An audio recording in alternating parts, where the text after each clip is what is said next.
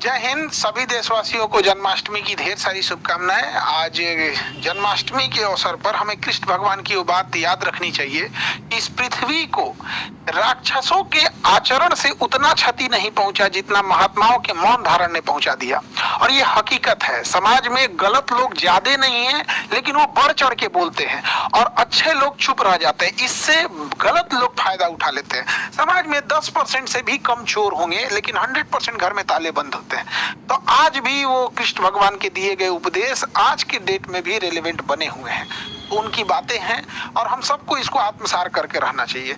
कल स्वतंत्रता दिवस था, स्वतंत्रता दिवस की भी ढेर सारी शुभकामनाएं। कल हम डायलिसिस सेंटर को बनाने के लिए व्यस्त थे और डायलिसिस सेंटर में हमने जैसा बोला था मशीनें वगैरह लगाने के लिए, डायलिसिस सेंटर खोलने के लिए, ताकि मरीज किडनी जिनका फेल हो जाता है उनको हफ्ते में 3 बार डायलिसिस करना होता है, यानी महीने में 12 से 13 डायलिसिस करना होता है। और प्राइवेट हॉस्पिटल में लगभग 3-4 हजार के बीच में एक डायलिसिस का लगता है, यानी मंथली उसका 50,000 रुपया खर्च हो जाता है। एक गरीब इंसान, रिक्शा ठेला वाला 50,000 रुपया नहीं ला सकता है मंथली, उसकी तो इतनी इनकम भी नहीं है। तो हम बोले थे कि जहां जरूरत लगेगा हम वहां खोलेंगे।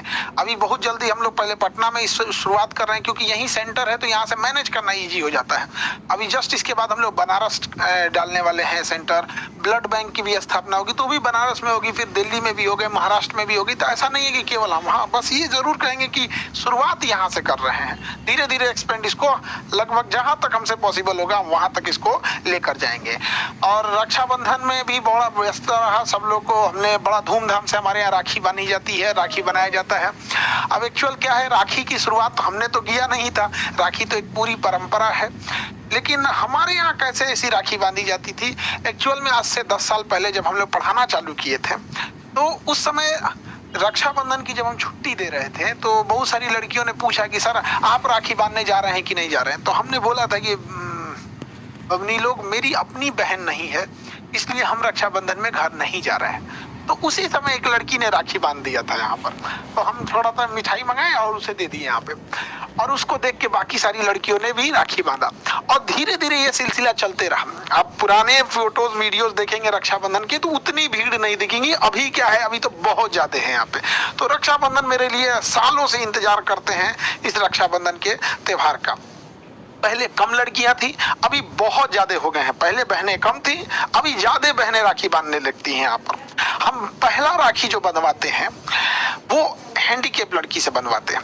और क्योंकि वो एक उसको मतलब नेचर ने उसके साथ एक तरह का कहिए छल कर दिया यहाँ पर। और हैंडीकैप लड़की के लिए वो चल भी नहीं पाती है, ये घुटने पे बैठना होता है। ये दिखाता है कि प्रेम, चल भी नहीं पाती है तो हमें उसके लिए घुटने पे बैठना होता है। ये दिखाता है कि प्रेम वगैरह। ऐसे नहीं है कि हम किसी दूसरे के लिए घुटने पे बैठ सकते हैं, कभी नहीं। वो एक भाई बहन का प्रेम है जो ये नहीं देखता है कि क्या धर्म है, क्या जाति है, क्या ऊंच नीच, कोई मायने नहीं रखता है।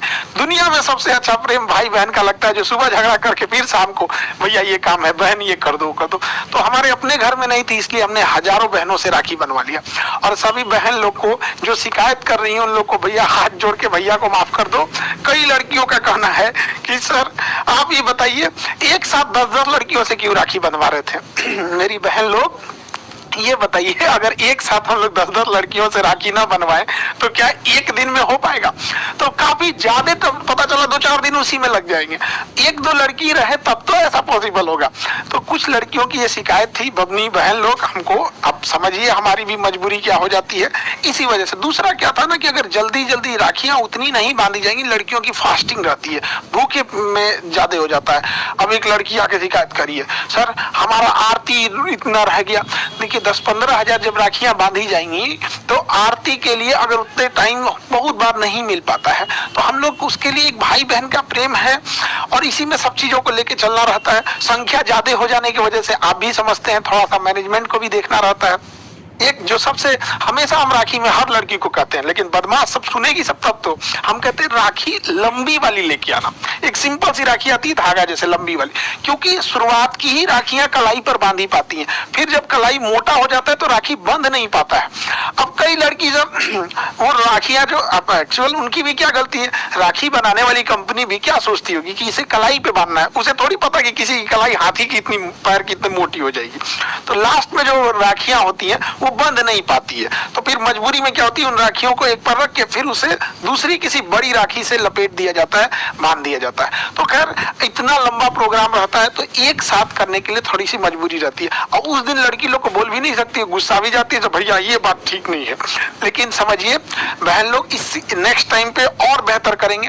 देखिए मेरा शौक है, जैसे स्वामी विवेकानंद ने भारत की संस्कृति को पूरे विश्व में ले गए, हमारा अपना एक मानना है कि हमारी गौरवपूर्ण संस्कृति है, भारत की लाजवाब संस्कृति है। यहाँ पर एक भाई बहन को राखी बांधता है, इसे हमें विश्व लेवल तक लेके जाना है और इसके लिए हम निरंतर प्रयास कर रहे होते हैं। लड़कियों के लिए जितनी उस समय बहनों के लिए सेवा हो सकती है, 156 प्रकार के व्यंजन बनाते हैं, कोई चीज छूट न जाए। और इसकी शुरुआत हम कैसे किए थे, शुरू में तो कम रहते थे। एक बार हुआ क्या कि हम एक 5 स्टार होटल में गए और वहां देखे कि 100-150 वेराइटीज के खाने लगे हुए हैं। तो हमको लगा कि नहीं, हम भी अपने यहाँ रक्षाबंधन होगा या बच्चों को रिसेप्शन पार्टी होगा, उस सब में ऐसे करेंगे। तो हमारे पास जितनी सेवा हो सकती है कर सकते हैं। इस बार रक्षाबंधन में एक यूनिक चीज क्या हुआ जिसकी सूचना आप लोग को देना हमको लगा कि आप लोग से शेयर करना चाहिए। एक लड़की आई, उसके पिताजी को पैंक्रियाज में कैंसर था और वो बड़ा भारी मन से आई कि पिताजी को कैंसर है, हमें दूर डिस्ट्रिक्ट से पटना आना होता है, काफी कॉस्टली इलाज है, यहाँ पे महंगा बहुत है, पर प्लीज आप एक कैंसर हॉस्पिटल खोल दीजिए।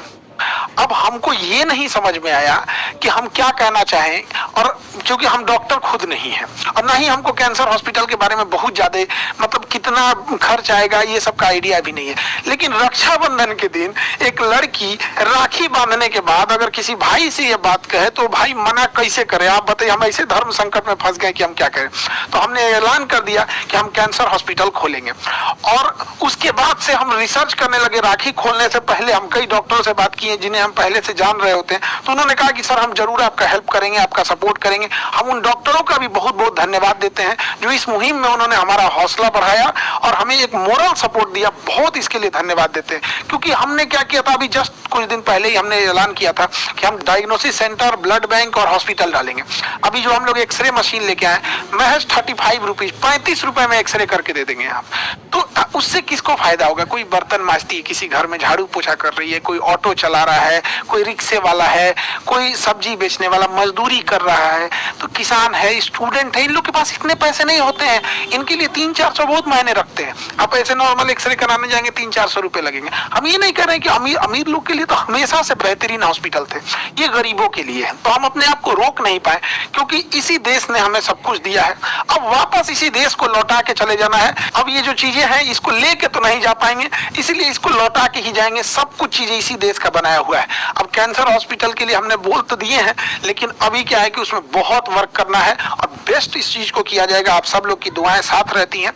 एक चीज बस ये कहेंगे कि देखिए हम खुद डॉक्टर नहीं हैं, लेकिन हमने हॉस्पिटल, डायलिसिस, ब्लड जांच और हर डिस्ट्रिक्ट में इसको हम आगे लेके जा रहे हैं। जैसे जैसे होगा हम बहुत फास्ट कोशिश करेंगे पूरी प्रयास करने के लिए। लेकिन आपको क्या लगता है कि हमको ये चीजें करना चाहिए? आप क्या सोचते हैं इस बारे में? एक बार जरूर बताइएगा, क्योंकि आपकी बातें, आपका कमेंट जब हम इस चीजों को देखेंगे तो आपकी इस चीजों को हमें, मेरे लिए एक मोटिवेशन का काम करेगा। क्या हमें ये चीजें समाज को लौटा देना, ये चीजें ठीक है? इसमें और क्या सुझाव हो सकता है? आप लोग बेहतर जानते हैं, आप हर जगह जगह से आप लोग जुड़े हुए हैं, वहाँ किस चीज की समस्याएं हैं। जैसे अभी एक मेमोग्राफ मशीन आता है, वो हमने लगवाया है। वहां पे किसी महिला को अगर ब्रेस्ट कैंसर है, क्योंकि महिलाओं में ब्रेस्ट कैंसर काफी कॉमन होता है, तो ब्रेस्ट कैंसर को अर्ली स्टेज में पकड़ लेता है। कई बार मेमोग्राफी इतनी सटीक होती है कि वो स्टेज 1 से भी पहले डिटेक्ट कर लेता है कि आपको संभावना ज्यादा है, फिर वो वहां से बता देता है कि आप पेट सिटी में जाइए क्या है। तो जब भी हम किसी कैंसर को फर्स्ट स्टेज में पकड़ लेते हैं तो बहुत ही इजीली उस ब्रेस्ट कैंसर का इलाज हो सकता है। और हमें लगता है कि हम अगर एक माँ को भी बचा लेंगे ना, एक माँ को भी, तो हम एक बच्चे का साया उसके माँ से, माँ बहुत जरूरी होती है। तो आप क्या सोचते हैं इस पे एक बार जरूर बताएंगे। मिलेंगे नेक्स्ट क्लास में।